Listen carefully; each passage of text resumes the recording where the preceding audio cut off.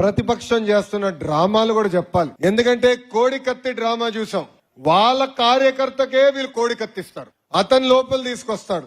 ఆనాడు మాజీ ముఖ్యమంత్రి గారిని అతనే గుచ్చుతాడు. ఏదో అయిపోయిందని వెళ్ళి ఢమాలని హైదరాబాద్ కి ప్లేన్లు వెళ్తాడు. హైదరాబాద్ లో ఒక హాస్పిటల్ అటా పడిపోతాడు. ప్రపంచం మొత్తాన్ని చూపిస్తాడు, చూడు నన్ను చంపేదానికి ప్రయత్నించారు. చేసింది ఎవరు? వైకాపా కార్యకర్త.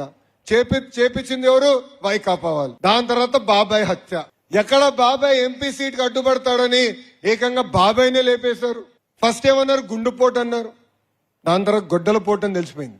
గత ప్రభుత్వంలో సిబిఐ వచ్చారు అరెస్ట్ చేసానికి. వాళ్ళు దొంగల్లాగా పారిపోయి కర్నూలు హాస్పిటల్లో దూరి పడుకున్నారు. ఆయనకు ఆరోగ్యం బాగాలేదంట. ఎక్కడ సిబిఐలు వచ్చి పట్టుకెళ్తారని హాస్పిటల్లో పడుకునే రోజులు మనందరం చూసాం. దాని తర్వాత కరెక్ట్ గా ఎన్నికల ముందర గులకరాయి డ్రామా. అది స్పెషల్ గులకరాయి అండి. నేను చెప్పాలి, కార్టూన్ లో చూస్తాం, మన పిల్లలు చూస్తారు చూడు కార్టూన్స్. అక్కడ ఇట్లాంటి రాళ్ళు ఉంటాయి, ఇక్కడ కొడుతుంది, మళ్ళీ తిరిగి ఇటు వచ్చి ఇటు కొడుతుంది, మళ్ళీ పక్కనున్న వెల్లంపల్లికి కన్ను కొడుతుంది.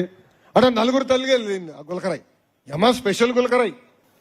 అది కూడా ఎంత డ్రామానో చూడండి. ఆ రోజు కానీ మనం బయటకు వచ్చి అరే బాబు ఇది ఒక డ్రామా, కోడి కత్తి బాబాయ్ హత్యలు ఎలా ఉందో ఇది ఒక డ్రామా అని ఆనాడు చెప్పుకుంటూ ఉంటే మనం మళ్ళీ సింపతి తీసిన ప్రయత్నించేవాడు. ఏదో మనం కొట్టించాం, మనమే రాయి ఇచ్చామని చెప్పే పరిస్థితి తీసుకొచ్చేవారు వీళ్ళు.